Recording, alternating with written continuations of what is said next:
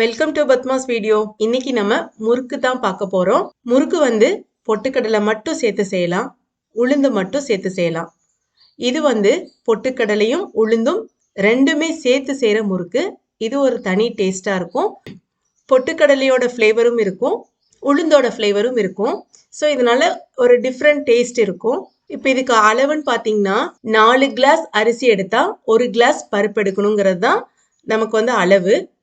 நான் வந்து 8 கிளாஸ் அரிசி எடுத்திருக்கேன். அப்போ 2 கிளாஸ் பருப்பு எடுக்கணும். நீங்கள் பொட்டுக்கடலை மட்டும் எடுத்தால் 2 கிளாஸ் பொட்டுக்கடலை எடுக்கணும். உளுந்து மட்டும் எடுத்தால் 2 கிளாஸ் உளுந்து எடுக்கணும். இப்போ நான் வந்து இது ரெண்டுத்தையும் சேர்த்து எடுக்கிறேன். நான் உளுந்தும் பொட்டுக்கடலையும் எடுத்திருக்கிறதுனால 1 கிளாஸ் பொட்டுக்கடலை 1 கிளாஸ் உளுந்து எடுத்திருக்கேன். ஸோ இப்போ 8 கிளாஸ்க்கு 2 கிளாஸ் பருப்பு. இப்போ இந்த கிளாஸ் வந்து 200 கிராம் பிடிக்கும். ஸோ நான் 8 கிளாஸ் எடுத்திருக்கேன்னா கிட்டத்தட்ட 1.5 கிலோ அரிசி எடுத்திருக்கேன். இப்போ நம்ம இந்த அரிசியை நல்லா கழுவி வெயிலில் நல்லா காய வச்சு ட்ரை ஆக்கி மிஷினில் கொடுத்து அரைக்க போகிறோம். அதோட இந்த பொட்டுக்கடலையும் உளுந்தும் சேர்க்கணும்.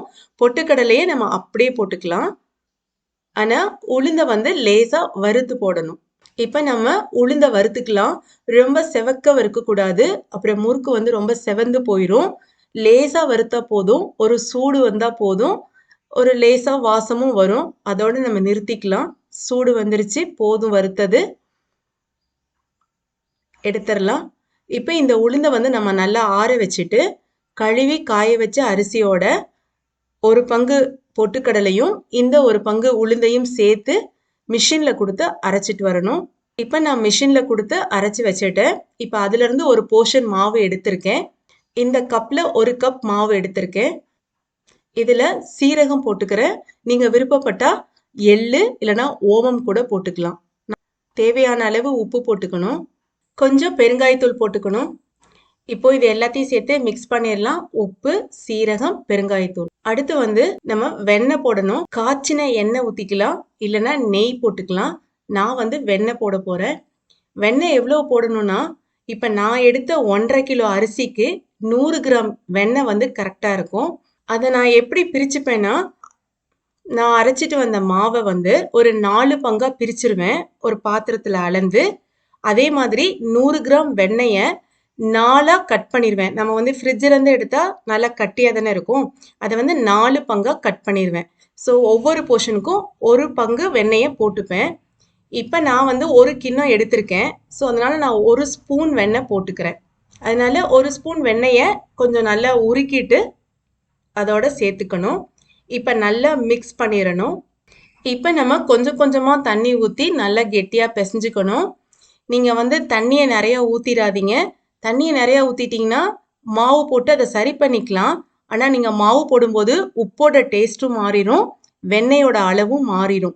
அதனால் கொஞ்சம் கொஞ்சமாக தண்ணி தெளித்து நல்லா கெட்டியாக பிசைஞ்சுக்கணும். ரொம்ப கெட்டியாக பிசையக்கூடாது, கொஞ்சம் சாஃப்டாக பிசைஞ்சுக்கோங்க. அப்போ தான் பிழிய வந்து ஈஸியாக இருக்கும். மாவு போட்டு பார்க்கலாம் எண்ணெய் காஞ்சிருச்சான்னு. காஞ்சிருச்சு நல்லா. இப்போ எண்ணெய் காஞ்ச உடனே அடுப்பை வந்து சிம் பண்ணிக்கோங்க. தேவைப்பட்டால் மீடியம் ஃப்ளேமில் வைங்க. அடுப்பை தூக்கி விட்டு செய்யக்கூடாது, அப்புறம் மேலே வந்து ரொம்ப செவந்துடும், உள்ளுக்குள்ளார வேகாது முறுக்கு. இப்போ நம்ம ஜார்னியில் எண்ணெய் தடவிக்கலாம். நான் ஜார்னியில் தான் முறுக்கு பிழிய போகிறேன். அச்சில் நல்லா எண்ணெய் தடவிக்கோங்க உள்ளுக்குள்ளார, அந்த உரல்லையும். இந்த மாதிரி ஜார்னியில் சுற்றிட்டு நம்ம எண்ணெயில் போடணும். உங்களுக்கு இந்த வீடியோ பிடிச்சிருந்துச்சுன்னா லைக் போடுங்க, அது என்னோட வீடியோக்கு ரொம்ப சப்போர்ட்டிவாக இருக்கும். சப்ஸ்கிரைபும் கட்டாயமாக பண்ணுங்க ப்ளீஸ்.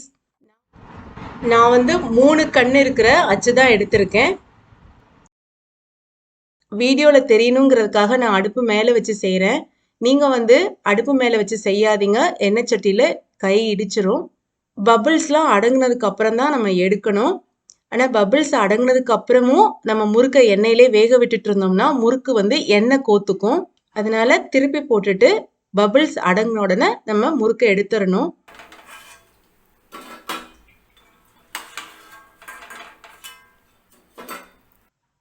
நீங்களும் ட்ரை பண்ணி பாருங்கள். பொட்டுக்கடலையும் உளுந்தும் சேரும்போது அந்த முறுக்கோட டேஸ்ட் வந்து டிஃபராக இருக்கும். நல்ல பொறுன்னு நல்லாவும் இருக்கும். சூப்பராக ரெடி ஆயிடுச்சுங்க நம்மளுடைய முறுக்கு. உங்களுக்கு இந்த வீடியோ பிடிச்சிருந்துச்சுன்னா லைக் பண்ணுங்கள், ஷேர் பண்ணுங்கள், கமெண்ட் பண்ணுங்கள். புதுசாக பார்க்குறவங்க ப்ளீஸ் சப்ஸ்கிரைப் பண்ணி என்னோடய சேனலை சப்போர்ட் பண்ணுங்கள். புழுங்கல் அரிசி முறுக்கு தான் பார்க்க போகிறோம். இட்லி அரிசியில் செய்கிற முறுக்கு.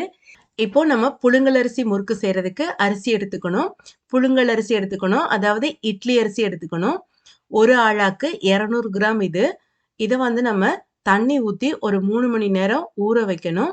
நான் வந்து கார முறுக்கு செய்ய போறேன். அதனால மிளகா போடுறேன். உங்களுக்கு காரம் தேவையில்லைன்னா நீங்க போட வேண்டாம். நான் 5 மிளகா போட்டிருக்கேன். காரத்துக்கு ஏத்த மாதிரி நீங்க கூட குறைச்சல் போட்டுக்கலாம். இத நான் தண்ணி ஊத்தி 3 மணி நேரம் ஊற வச்சுட்டு, மிக்ஸி ஜார்ல அரைக்க போறேன். நெறைய செய்றதா இருந்தா நம்ம கிரைண்டர்ல அரைச்சுக்கலாம்.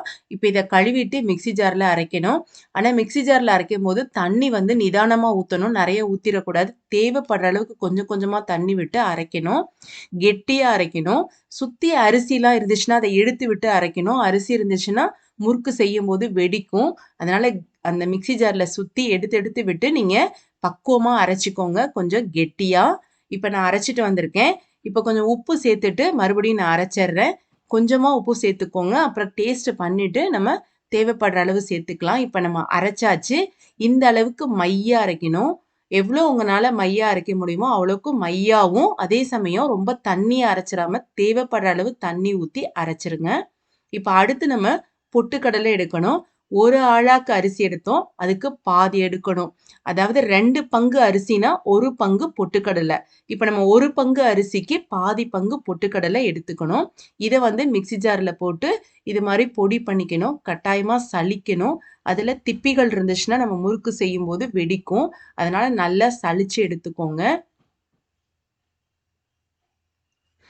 அடுத்து எள்ளு, சீரகம் எது வேணாலும் போட்டுக்கலாம். பெருங்காயத்தூள் கொஞ்சம் போட்டுக்கணும். இத நல்லா மிக்ஸ் பண்ணி விட்டுருங்க. உப்பு தேவைப்பட்டாலும் நம்ம பின்னாடி போட்டுக்கலாம் அரிசி ஊத்திட்டு. அடுத்து வந்து வெண்ணெய், நெய், எண்ணெய் எது வேணாலும் எடுத்துக்கலாம். ஆனா சூடு பண்ணி ஊத்துனா தான் நல்ல மொறுமொறுப்பா இருக்கும். ஃப்ரிட்ஜ்லேருந்து எடுத்து அப்படியே சில்லுன்னு போட்டுறாதீங்க. சூடு பண்ணி போட்டா நல்ல மொறுமொறுப்பா இருக்கும்.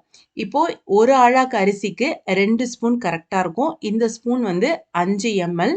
ஸோ இதுல 2 ஸ்பூன் நம்ம இது மாரி சேர்த்துக்கிட்டோம்னா கரெக்ட்டா இருக்கும். வெண்ணெய், நெய், எண்ணெய் எது வேணாலும் சேர்த்துக்கலாம். இப்ப இது எல்லாத்தையும் சேர்த்து நல்லா மிக்ஸ் பண்ணி விட்டுறணும். அடுத்து நம்ம அரைச்சு வச்ச இந்த அரிசிய இதோட சேர்த்தரலாம். சேர்த்து இத நல்லா கலந்து பெசஞ்சறணும். நீங்க வந்து தண்ணியா அரைச்சிட்டீங்கன்னா, மாவு வந்து கெட்டியா கிடைக்காது. ஒருவேளை நீங்க தண்ணியா அரைச்சிட்டீங்க அப்படின்னா, ஒண்ணும் இல்ல. ஒரு துண்டு வச்சுட்டு, அதுல ஒத்தி ஒத்தி எடுத்தீங்கன்னா, அந்த ஈரத்த வந்து அது உறிஞ்சிரும். கூடிய மட்டும் கொஞ்சம் கெட்டியா அரைச்சிட்டோம்னா கரெக்ட்டா வந்துரும். இப்ப மாவு ரெடி ஆயிருச்சு. உப்பு கூட செக் பண்ணி போட்டுக்கோங்க. அடுத்து வந்து நான் இந்த அச்சு தான் எடுத்திருக்கேன். 3 கண் இருக்கிற ஸ்டார் அச்சு எடுத்திருக்கேன். நீங்க வந்து சாதாரண அச்சு இருக்கும்ல, ரவுண்டா அது கூட நீங்க எடுத்துக்கலாம். நான் முள்ளு முறுக்கு செய்ய போறேன். அடுப்புல எண்ணெய் நல்லா காய வச்சுட்டு, கொஞ்சம் மீடியம் ஃப்ளேம்ல வச்சுருங்க. இது முள்ளு முறுக்கா இருக்கிறதுனால கொஞ்சம் டைம் எடுத்துக்கும். நல்லா கிரிஸ்பா வரதுக்கு. அதனால கொஞ்சம் அடுப்ப வந்து மீடியம் ஃப்ளேம்ல வச்சு பொறுமையா இத ஃப்ரை பண்ணி எடுக்கணும் நம்ம.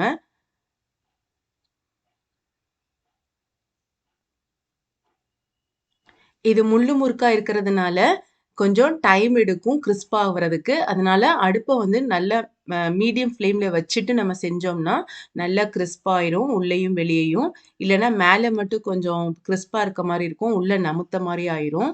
இது மாதிரி எல்லா மாவையும் நம்ம சுட்டு எடுத்தரலாம். நல்ல எண்ணெயோட அந்த ஓசையெல்லாம் அடங்குன உடனே நம்ம முறுக்க வந்து எடுத்தரலாம். சூப்பரா ரெடி ஆயிடுச்சுங்க. புழுங்கல் அரிசி முறுக்கு. உங்களுக்கு இந்த வீடியோ பிடிச்சிருந்துச்சுன்னா, லைக் பண்ணுங்க, ஷேர் பண்ணுங்க, கமெண்ட் பண்ணுங்க. புதுசா பார்க்குறவங்க ப்ளீஸ் சப்ஸ்கிரைப் பண்ணி என்னோட சேனல சப்போர்ட் பண்ணுங்க. தேங்க்ஸ் ஃபார் வாட்சிங்.